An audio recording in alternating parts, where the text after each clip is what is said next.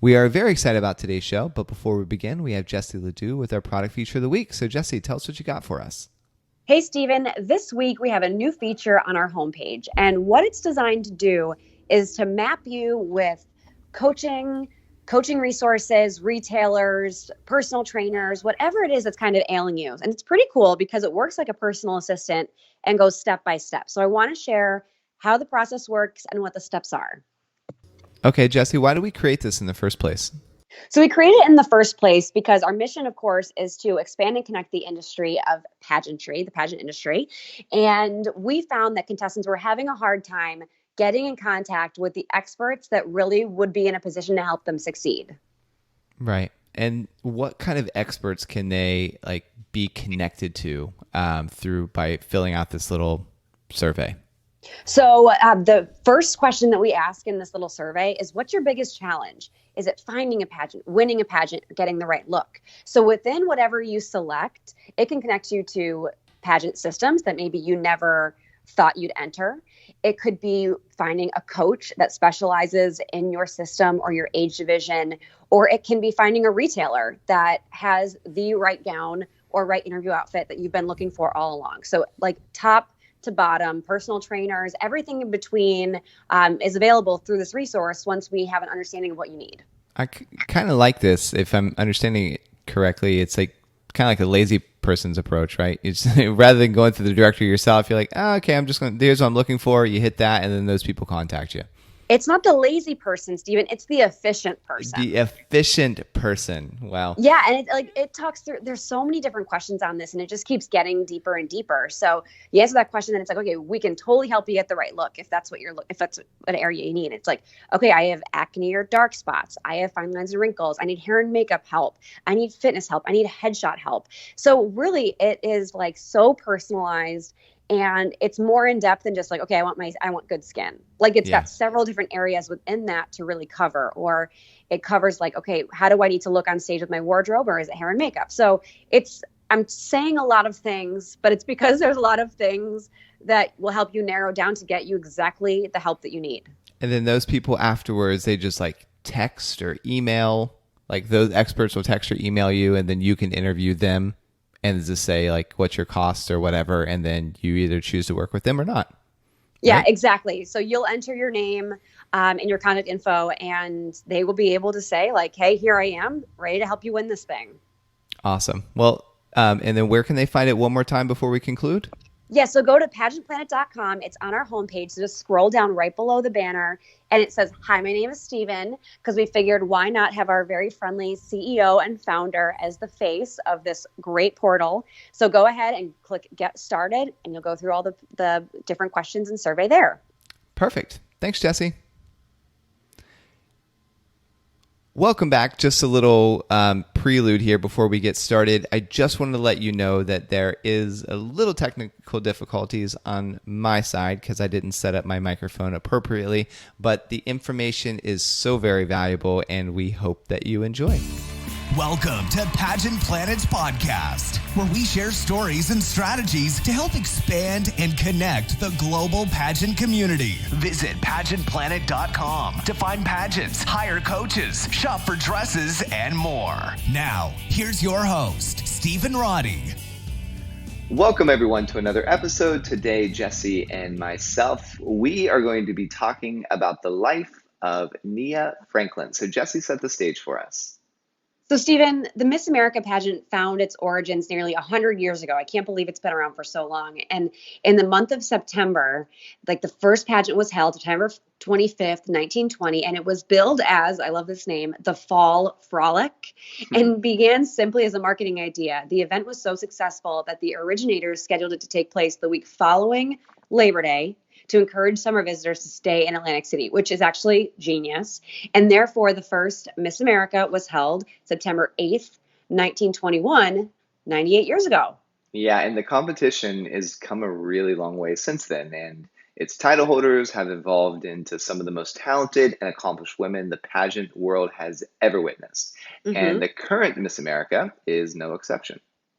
And Nia Franklin, Miss America 2019, is everything a modern Miss America should be. She is not only beautiful, intelligent, talented, she is exceptionally accomplished, and she has earned a master's degree in music composition. She's a classically trained opera singer, and she relentlessly endeavors to use her voice and the power of music to transform lives through art. Yeah, and in speaking about her passion for the arts, Nia has often quoted Gandhi saying the best way to find yourself is to lose yourself in the service of others. And that is clearly the belief that Nia lives by. But Nia Franklin is also, she's a groundbreaker. She was the very first Miss America to represent the newly branded organization now called Miss America 2.0.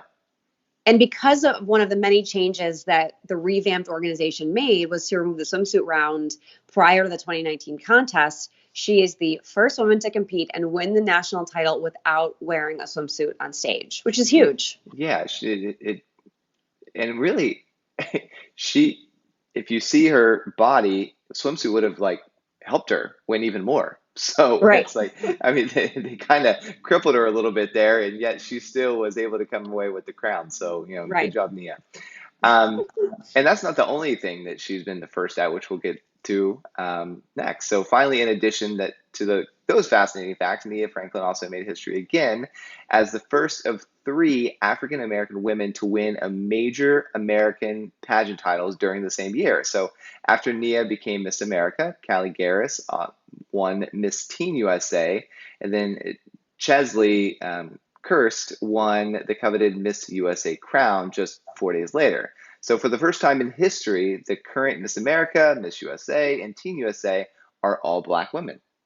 And I want to celebrate, because this came out this week actually, that those 3 women, Chesley, Nia, and Kaylee, were on the cover of the digital version of Essence magazine. So they were in the print magazine, but they were the actual cover of the digital version. They are in head to toe Gucci. Their faces are in like super natural makeup. Their hair is all in its full, natural, beautiful glory. And they are really being celebrated in pop culture as like this unique duo. And I'm pretty impressed that both systems are really joining forces to embrace it. Don't you think that's cool? That is cool. And for those of you that are not like from America or international audience, Essence Magazine is a magazine that's really dedicated to women of color. And for those of you that don't know, the Miss USA system was actually born out of the Miss America system. There was a tiff early on in the early years of Miss America where, well, we won't go into it here, but basically Miss USA branched off from Miss America, and then there was a bit of a rivalry. So this is really the first time since the break, whenever that happened, like 60 plus years ago or whatever, that the systems have been seemingly working together, or at least playing nice. Mm-hmm. So it's a big deal, and Nia has definitely been at the forefront of celebrating her African American heritage and women of color of all descents. So I think it's great that she was able to be a part of that key moment. And she really came out of nowhere like a shooting star. Like, she blazed a trail across all channels of social media, and she's been like lighting up the hearts of not only the American people, but shining into the lives of fans around the world. So I'm really glad that we're able to feature her as this week's podcast subject. Yeah, same. And I think we have a comment from Instagram about her. Do you want to read why that? don't you go ahead and read it, Stephen? Me? Okay. Yeah. So this is from Emma Ship L3Y. And she said, I met her in person at Miss California, and she's very down to earth. She was hardly wearing any makeup. She wasn't wearing her crown or sash, just very simple and so humble. She mentioned she's mentioned like this because she's not Miss America. She's Nia Franklin. The crown doesn't define her. She's her own person. I thought that was really nicely stated. Yeah. So this shining star was born Nia Amani Franklin on July 27th, 1993 in Winston-Salem, North Carolina. And Nia has said that her home was always filled with the sound of music, and she recalls that at the age of 5, now her destiny seemed to be like cemented by 3 very unique events. And I'm trying to figure out, Amani means peace, I think, in Swahili. I want to figure that out, but I think that's the meaning behind it, which is like very true to brand. So I don't know if her name like manifested into her legacy, but I always think that's interesting. But I love the name. And I will confirm what that is at some point. But I actually because just I Googled used it. The strong Swahili means faith. It means faith. faith, Yeah, yes. which is very fitting. So I just Googled it Very real quick. fitting, yes. Fun fact, I used to speak a little Swahili because when I went to Africa, like we were immersed. So that's why I was like, oh my gosh, I know that's a Swahili word. It's amazing. Clearly not well enough since I didn't remember that meant faith. But I can say nakupenda, which is I love you. That's all I Oh, remember. that's precious. Yes. Okay. So Nia says that she has always loved singing in choir and participated in choral groups all through school, but her love of choir and singing in general actually began in her family's church. And the first event when she was singing in church one day, she was in the middle of a song and she was really lost in the words and the music, like you and I probably do in our car. And she looked down, and a little girl about her same age was staring at her, her eyes big and wide, and her jaw was completely dropped. So, like, that tells you that she just was able to make an impact with her voice from the get-go. Yeah, and Nia looked at the little girl, and I mean, in that moment, she realized what you just said, that her voice and the music and um, that all that stuff that she loved so much could really have a profound impact on Hmm. other people. And this made her feel like she had something very special, and that she needed to find other ways to share it.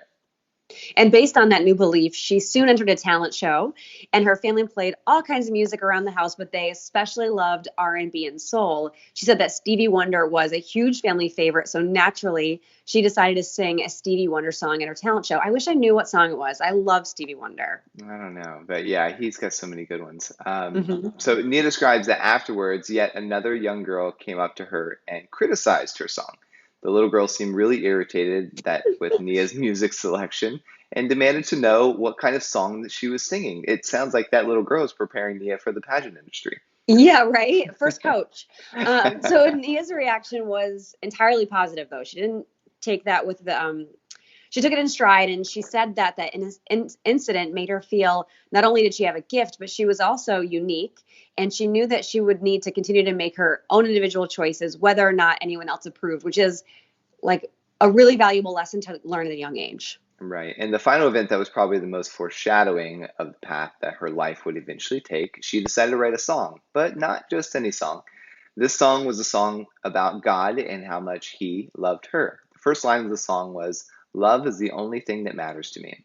At that time, at the tender age of 5, she had no idea the impact that her decisions to write songs and that particular song would have on her life and the lives of others. Yeah, and we'll come back to that in a little bit. Actually, there's a good story around it. And the majority of people who get along in pageants grew up watching them on television, and most had dreams of eventually winning a crown someday. But Nia's dreams were all related to her love of music, and the only time she imagined herself on stage was to perform a song and not compete in a beauty pageant or a scholarship competition. Yeah, but surprisingly, Nia took to the competition right away and soon found outlet, not just an outlet where she could perform her talents, but a place where she could bond with other like-minded girls who were intelligent, ambitious, and shared her desires to give back to the community. The world of pageantry seemed to blend seamlessly with her educational pursuits, and while a student at East Carolina University, Franklin was crowned Miss Black and Gold at a scholarship pageant sponsored by the university um, Alpha Phi Alpha fraternity. And sadly, Nia's joy at discovering the world of pageants would soon be overshadowed by the unimaginable, because during her freshman year, Nia went home to visit her family for Thanksgiving, and she was told that she needed to go right to the hospital, and her father had been diagnosed with non-Hodgkin's T-cell lymphoma. Hmm. Ugh. Yeah, her father struggled with the disease, and after ongoing chemotherapy, he would continually improve and then relapse, and then improve and then relapse. Eventually, the family was told that he required a stem cell transplant, and after checking the public donor system and then older family members, the doctors discovered that Nia was actually a match. And so she ended up donating her stem cells to her dad, which led to his remission and ultimately like saving his life. I don't know what it's like to donate stem cells. Is it just like, I mean, do you know anything about it? Do you just pull it I don't out know. from I the don't know needle if it's and invasive or non-invasive. yeah. But I know stem cells in general have been controversial in the medical field for a long time. Um, but everyone says like the magic that stem cells can do like this are endless. So I'm not sure. I'm not really familiar. The only thing I really know about stem cells is my friend, he and his wife had quadruplets. naturally without in vitro or anything like that. It's just like, Wow. yeah. But they um, saved the stem cells because I guess the stem cells somewhat weaken over time the older you get. But if you can Mm, store them and extract them right when the babies are born, um, it's much better. Like they're much more potent or whatever the verbiage is. So he actually had it extracted and he pays, I don't know, I think it's like $1,200 per year per child to have them stored because of all the wow. research around this, because of something like this. They can actually pull from the bank of their own stem cells to potentially, like if one of his kids, God forbid, has something like this, they don't need to find a donor. They can pull from their own stem cells. So I'm like, Mm, that's amazing, like technology that and where it's going. But anyways, fun side note. So I don't think it's yeah. too invasive because how would they do it with the kids? Right. Yeah. So, all right. Um, so where Yeah. So she are we? saved his life. That's Okay, right. she We're saved like, his life. Okay. I'm like, now I'm like deep in scientific thought. I I'm like, know. And I wanted to take a few other tangents of this fun person I met at a party, but okay, that'll wait for another podcast. anyway, okay. So stem cells are not the only thing Nina has donated at a hospital. She also, which also happens to be a Children's Miracle Network hospital. She gave them a piano after her dad recovered. And this turn of events was actually what led Nia to the Miss America organization. And although her mother is a teacher, it was her father who was the primary breadwinner, and he could not work for some time. So it looked as though she might have to leave school. Yeah. And for those of you that don't know, the Children's Miracle Network Foundation is like Miss America's social, what is it, social awareness impact? Hmm. Social, yeah. Social Uh, impact initiative. Yep. Social impact initiative. That, gosh, I'm still learning that one. So the correlation there is really quite beautiful. But Nia is quoted with saying, I had to find a way to pay for myself to go to school. And so I entered this competition and it became much more than just the scholarship money for me. It was also about the mentorship, leadership, and sisterhood you find in this program. One of the sisters that she found through the Miss America organization was Chelsea Kirst, who was introduced in 2016. And you'll remember that Chelsea, she eventually went on to win Miss USA the same year as Nia won her title. And she became a very special friend to Nia and would often lend Nia competition wardrobe, help her with pageant practice, and, fun side fact, she was also her attorney too. Yeah, I mean, two very accomplished women kind of grew up together in the pageant industry, hitting their peak at the same time. And who would have thought Miss USA would be a lawyer? And in fact, she would be Miss America's lawyer. Pretty cool. That's that I is wonder if poetic she read over justice. her Miss America contract for her. That would have been and I wonder if Miss America was like, no, you need to have somebody else because it's conflict of interest, I or if don't there's know. pushback on that. That would be interesting. Yeah, for sure. Well, it's incredible to think that the simple sharing of interview outfits and evening gowns would lead to the sharing of history making moment, just like we talked about. And Nia competed in the Miss North Carolina pageant both in 2016 and 2017. And at both competitions, she placed in the top 10 and won the preliminary talent award. Well, no surprise there. And then Mm-hmm. after competing in the Miss North Carolina pageant, 24-year-old Nia, she hung up her pageant heels and was content to end her journey with the Miss America organization. Little did she know that what she thought was an end or just a brief stop, fate would step in to not only change the path of her pageant career, but ultimately the path of her life as well. Because in January 2018, the new board of directors of the Miss America organization increased the maximum age of participants from 24 to 25, which means contestants cannot be older than 25 years old on December 31st in the calendar year of the state's competition, which of course allowed a lot of contestants to be able to come back for one final year when they thought they were done. Yeah. I mean, and then so what happened is Nia moved to New York for school. And in June 2018, just before her 25th birthday, she competed as Miss Five Boroughs in the Miss New York 2018 pageant. Did you compete for that one, Jesse, when you were in? No, I'm old, Stephen. Okay. Well, I thought you, but you did compete for a local though. And I thought one of the locals was Miss Five Boroughs. So, when I competed in a sweeper. So for those that are not Okay. familiar with how a sweeper pageant works, it's open or available to anyone in the state. And then when you win, you pick your title at that point. So there were like 30 contestants, and 5 girls were crowned, and then we just picked where we wanted to represent. So Miss Five Boroughs, I think, did come out of my sweeper, but it wasn't like a title that we competed for. Does that make sense? Got it. Yeah. Okay. Yeah. I thought there was some connection there, but so anyways, with Nia, she went on to win both the talent and the swimsuit preliminary awards, as well as the overall interview award. And Mm-hmm. if you're kind of keeping track at home, on the state and the local level, they still were competing in swimsuit, but on the national level, they did not. So that's how she was Correct. able to win the swimsuit. And then she was ultimately crowned Miss New York 2018 on June 30th, 2018 at Shea's Theater in Buffalo, New York. Now, I want to just point out here that this is a coaching moment too, that she had this dream and she held to the dream and she worked for the dream. And it looked like there was no way that this dream of her becoming Miss America was ever going to happen. And I think that we all get to a point in our lives where the thing that we want so much to happen, it just feels like there's an absolute dead end. Like it's not going to Mm-hmm. happen. In Nia's case, she aged out. Didn't happen for her. In this case, what I like to do and what I would encourage you to do as a listener is just have faith that it can A, still happen, or B, something better for you is around the corner. Mm-hmm. Because, I mean, when you age out in Miss America, you age out.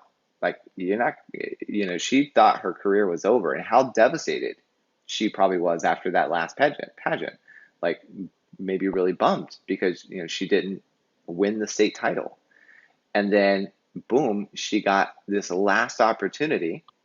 And then, life made a way for her. God made a way for her. And here she Mm-hmm. is now, the reigning Miss America, in addition to all of her other firsts and kind of the new things that she did, or the groundbreaking things that she's done as winning Miss America. She's also the first Miss America to win with the new age range. Mm-hmm. So we can add that to her list as well. So I want to encourage you, if you feel like you're in a situation that you're not sure how it's going to work out for you, it still can. Right.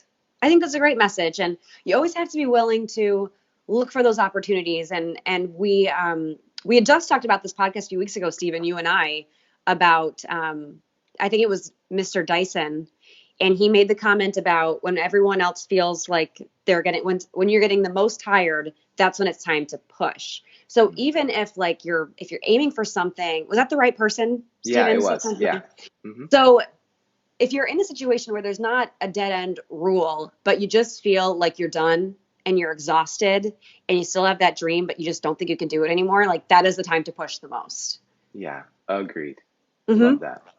Well, fun fact, she was crowned at Shea's Theater in Buffalo, which is 10 miles from my house. And I didn't even go. I'm heartbroken. Well, it's challenging when you work in pageantry for a living, right? It's just Yes. you see it all day, every day, and you're like, you just there's another Well, one. they're people are like, oh, do you coach girls around here in Buffalo? And I said, well, actually, no, I coach girls in South Africa and Australia and everywhere Barbados and every state you can imagine. But I don't have many clients here in Buffalo just because of Pageant Planet and all of the ways it connects people in the industry around the world. So it's just really interesting to see the difference of you totally get removed from the local space when you're working with so many different places. But Stephen, you'll be able to go visit Shea's when you come to my wedding in May. So it'll be fun. Oh, yay. Yeah. So after she won Miss America, after becoming Miss America just 2 months after winning Miss New York, she has been awarded roughly $65,000 in total scholarship through the program. And she is elated that in addition to winning the title, her student loans are paid in full. And Stephen, you and I have chuckled a few times. People say, I'm in pageants for the scholarship, because certainly there are other ways that cost less to obtain scholarship. But I mean, $65K is nothing to sneeze at. And I know some local pageants that give away scholarships that are comparable to Miss America, and many pageants in the South and North Carolina, Alabama, and I'm sure there's other states give full tuitions to local colleges and universities. So you might not be receiving the dollars in scholarship, but you might be receiving educational opportunities. Yeah, which is the same. I mean, and this is a real situation where her dad got injured and he got sick and he couldn't work. And so she needed to find a way. She found a way, and thank God for the Miss America organization that could provide her that opportunity. So that's amazing. Yep. And she's the 7th winner of Miss America representing New York, including the first African-American winner, Vanessa Williams, who won the title in 1983. And Vanessa Williams got married right up the street from Shays as well. Wow, it must be something in the water. So not long ago in an interview, Nia was asked about the importance of 3 Black women winning 3 prestigious pageant titles in the same year, and the reporter asked if it still, quote, mattered, and why do you keep on, or why do we need to keep counting? I'm not sure what she meant about why do we need to keep counting, but basically the reporter's asking. So what happened was, everyone was talking about Nia is the 7th Black Miss America. Mm-hmm. And the reporter was like, why do we need to keep counting the number of Black Miss Americas we've had? That's what she was meaning. Okay. So Nia replied, Nia was not having any time for that. And she said the Miss America organization did not allow Black women to compete in the pageant until the 1970s. And I'm sorry, there's a typo. She was the 9th Miss America of color out of 92 winners. And that's not a great track record. Representation matters. Not just little Black girls, but all minorities need to see other minorities in national roles in America. And then she referenced her Oprah magazine interview by saying, as I said before, we're going to keep counting until we can't count anymore. So she clapped back real fast on that reporter, as she should have. Yeah, as she did. So as we stated at the beginning of our podcast, Nia has accomplished much since becoming Miss America. Miss America is the most intense public relations job for any young woman, and a new title holder has to make countless adjustments in her new role. But Nia had to make more adjustments than any other title holder before her. For one thing, the pageant, air quotes, is now represented, is no longer called a pageant. Miss America does not call themselves a pageant. They are a competition or a contest. And the young ladies that we used to call contestants are no longer identified as contestants. They are now called candidates. And probably one of the biggest changes that she had to get used to was calling her beloved platform, which is called Advocating of the Arts, her, just as you said, Stephen, social impact initiative. So she's still getting used to it too, which is saying something. That is a major mouthful for anyone to have to deal with that's not used to it. So social impact initiative. So platform is apparently in the dark ages when it comes to Miss America. We still use it because most pageants still call it platform. But Nia has managed to roll with the punches in a very graceful and dignified manner and has been consistently fulfilling her duties with maturity and a sense of poise that is beyond her years. And Stephen, do you want to read? We have another submission of why people love Nia from Instagram. Yeah, so this is David_haircut. It's kind of funny. He said, her heart, she has the same heart and sweet spirit today as Miss America that she had the day our family met her when she won her first local title, and a bunch of hearts and all that. But you know what? The other thing that Nia has to deal with is something that I feel like is unique that no other contestants have to deal with.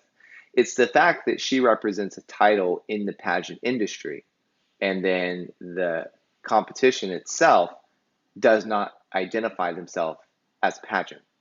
So it's like, for some in the pageant community, they feel like Miss America is like trying to move away from the people that supported them for so long by just shifting the name. So she also has to navigate the public relations like inside the industry too. Whereas most of the time, like you're crowned Miss America, you're good, right, in the industry. Like we got your back. Now she is navigating through some choppier waters because of the change in verbiage and change of leadership. And at the time when she won, Gretchen was still over there, and some people weren't happy about that, so they were still trying to push her out. So it's been a very rocky.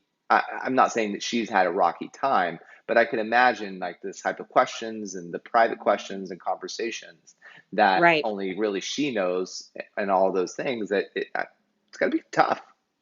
Oh, extremely tough. And she really has kept her head above water in that sense and like risen to the occasion. And we'll hear some more comments about Nia's year coming up. But for the most part, she's staying really positive and she's standing by the organization and all the changes that they're making. And we'll see. We're what, 2 months away, 3 months away from her crowning her successor. So we'll see how the year finishes up for her. Hopefully it's positive. Yeah, no doubt. Yep.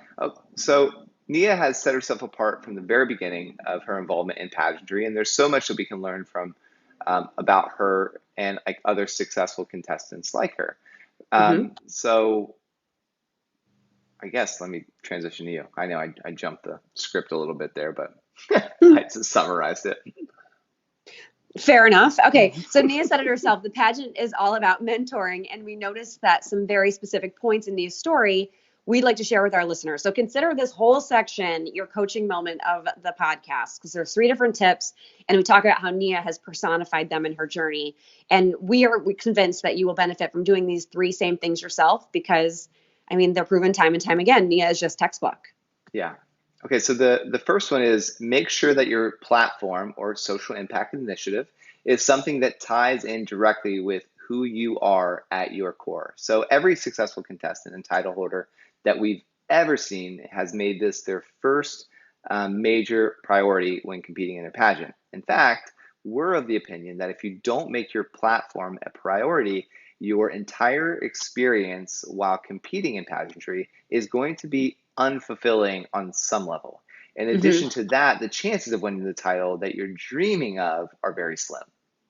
Every successful contestant and title holder knows that when they choose their platform, it's not only the foundation of their pageant career, but it's the thing that gives their pageant experience joy, whether they win or not. So that's what, Stephen, you were saying was like, if you just compete and you lose, it's like womp womp.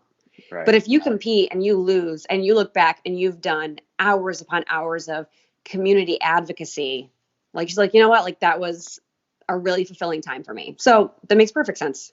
Yeah, absolutely. And so Nia's platform is music, specifically advocating for the arts. And it's so much a part of her that if you took it away from her, she would be unrecognizable. You cannot possibly imagine a better platform for her because it embodies who she is at her essence. And music is akin to oxygen for Nia. And if you didn't have it in her life, she'd be an absolute different person. And her passion for music is not something separate that was outside herself that she put on. Her love for music was intrinsic and natural. And that's the most ideal platform you can have. And anyone can find a platform that works for them in the same way. You may have to do some soul searching, but if you're true to yourself, it'll take time. I usually say, Stephen, the people have to, think about, there's 3 steps to finding the right platform for you, I think, within this overall coaching theme. The first is think about something that has personally impacted you or someone close to you.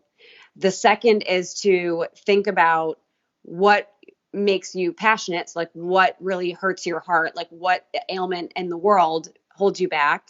And then the third is what would you not get bored talking about for 365 days of the year? People are like, well, I could do this or I could do this. I said, okay, which of those would you wake up energized to talk about every day for your entire reign? And usually that gets us where we need to be. So we guarantee that it will pay off for you in the end. Love that. All right. So your biggest reason why your platform is so important is because it is your ultimate communication tool. And you'll use your platform and your resulting volunteer work as well to tell your story.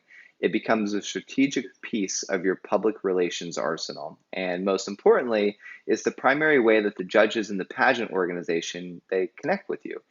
What you've done with your platform helps them to understand who you are and what do you want to do with the title if you're chosen as the winner.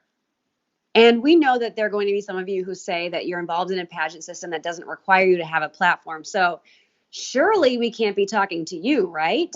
That's not correct. So whether your pageant requires a platform or not, it's completely irrelevant. It doesn't matter if it's scored or not. Without a platform, you don't really have a story and nothing to talk about. And more specifically, nothing that separates you from just another pretty and talented woman walking through that interview room. Yep. I always give this example to contestants that are struggling with finding their why they're there.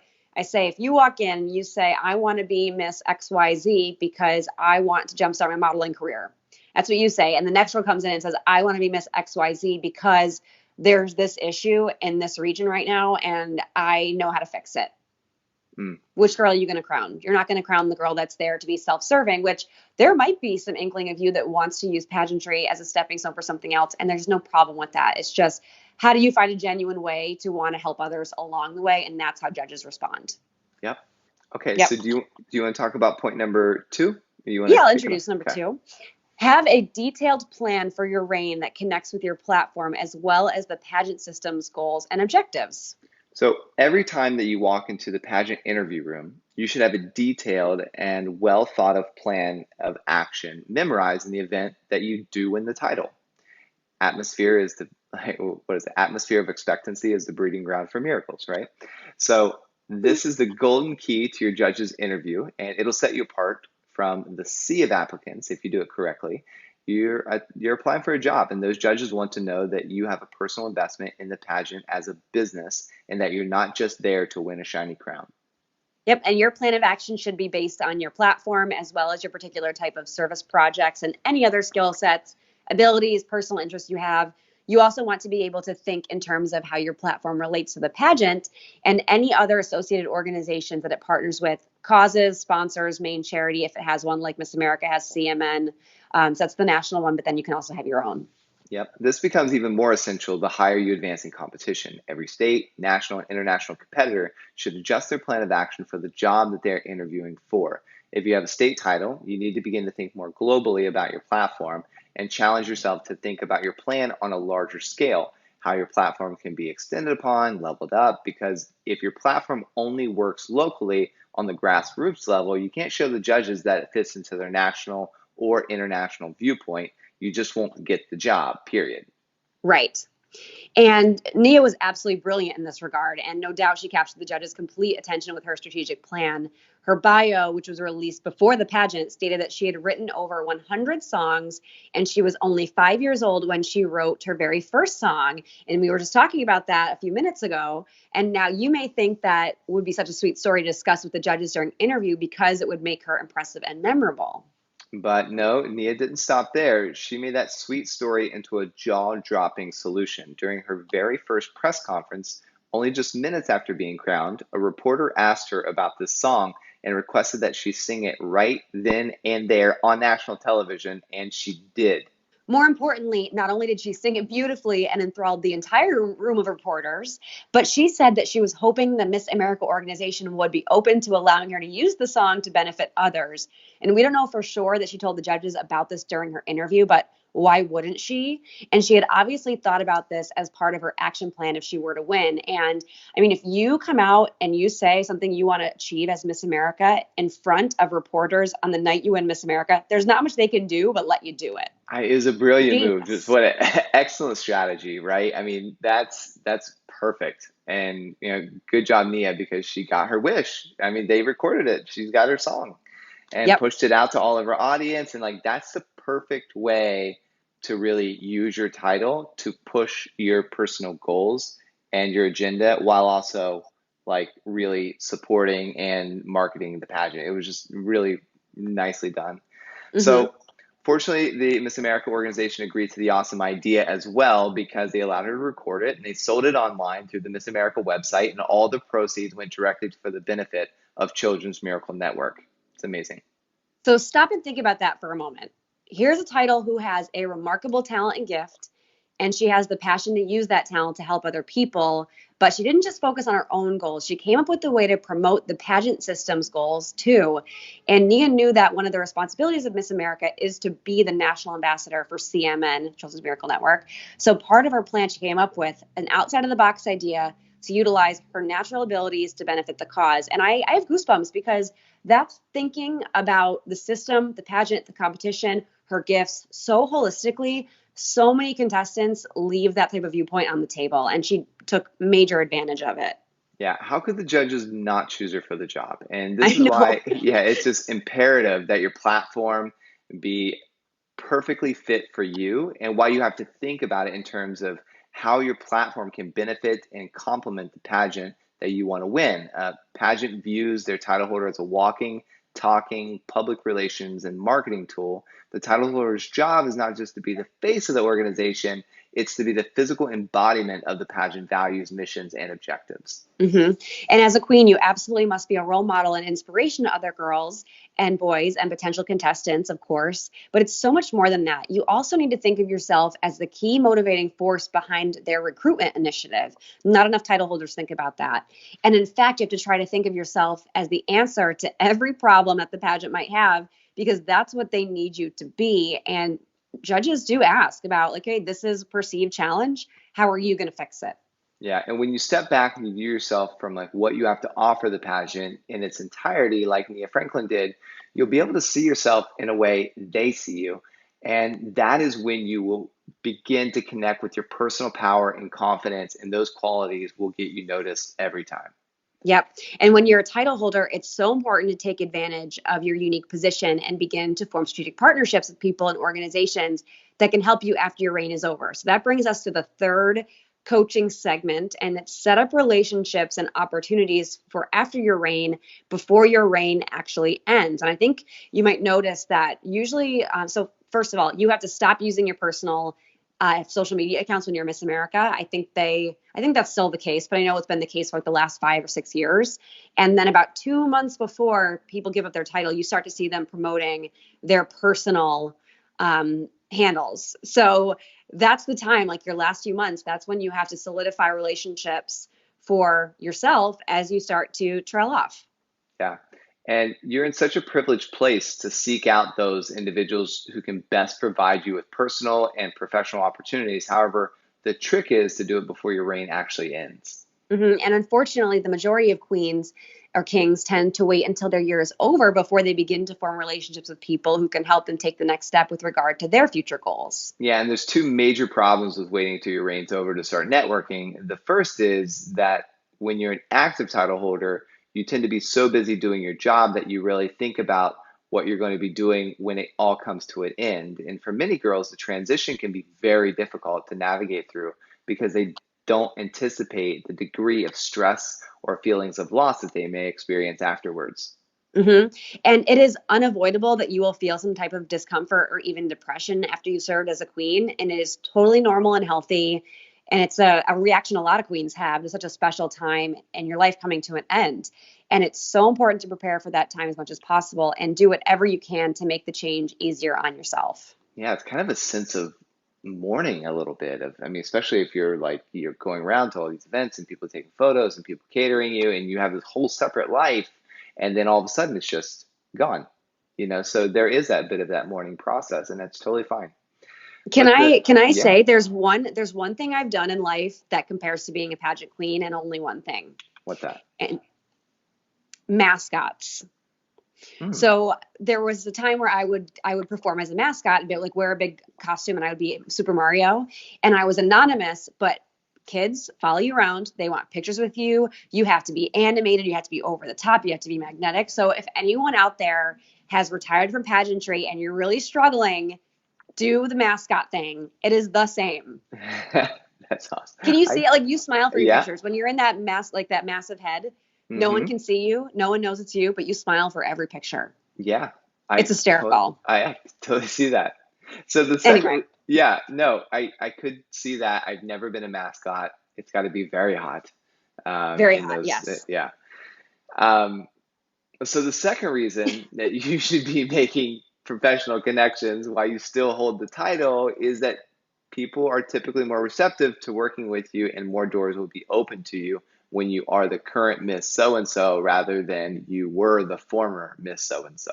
Womp, womp. I know, it's so sad, and it's so true. Like, you see it in celebrities. I mean, somebody, a former, one of the girls that was on Baywatch, like with David Hasselhoff, called Renata about like doing a certain sponsorship or whatever, and we couldn't think of who she was. I'm like, I think I kind of picture her, but if she would have said, "Oh, I was on the Baywatch with like The Rock," and it's like, "Oh, well, that's like fresh in our mind, right? That's like happened." So it would be totally different, and the social media numbers showed, and all that other stuff. But it is one of those things where you got to strike while the iron is hot. Yep. And Nia explained this beautifully during a recent interview with the 700 Club. She stated that she is currently reaching out to specific individuals and building potential contacts in order to lay the groundwork for her numerous future plans and potential career goals. Yeah, and after all this lady plans to earn herself a Grammy one day, so she's being very proactive, and we expect no less from her. She explained how grateful she is to have an extra 4 months added on to her reign, since Miss America contest is now held in December rather than September, as it's been in previous years. And she considers this period of time a gift, and she's making the most out of this unexpected blessing. And she's not yet revealed what her specific plans are, but she is determined to set herself up in the most beneficial way so that when her term is officially over, sad, she will be able to step right into the next phase of her life with total confidence and peace of mind. Yeah, and based on the example that she has set for us thus far, we have every expectation that this remarkable woman will someday be the very first Miss America to win a Grammy. And knowing just how capable she is of achieving, we wouldn't be shocked at all if she managed to snag herself an Oscar, a Tony as well, and any Nobel Peace Prize award and everything else. Yep. And we'll wrap up by kind of telling, we like to share a quote by that person. We've shared a couple by Nia, but I like this one specifically. So to summarize today, this is textbook Nia. When asked by a reporter at the press conference just after her win, the question was, with all the controversy surrounding the organization this year, as well as leading up to the competition, what needs to happen in the future to keep Miss America going and to keep it modern and successful? And she simply and confidently replied, I don't mean to sound cocky, but I think you're looking at her. Woo! Snap. And that's a perfect way to end it. Thank you all so much for listening. And if you've received any benefit from this show or for ones previous, please consider giving us a 5-star review. It might seem like a small action, but it really does help us keep the show going. Until next time. Want to become a part of pageant history? Create a free contestant or business profile on pageantplanet.com to unlock hidden features and connect with other experts throughout the world.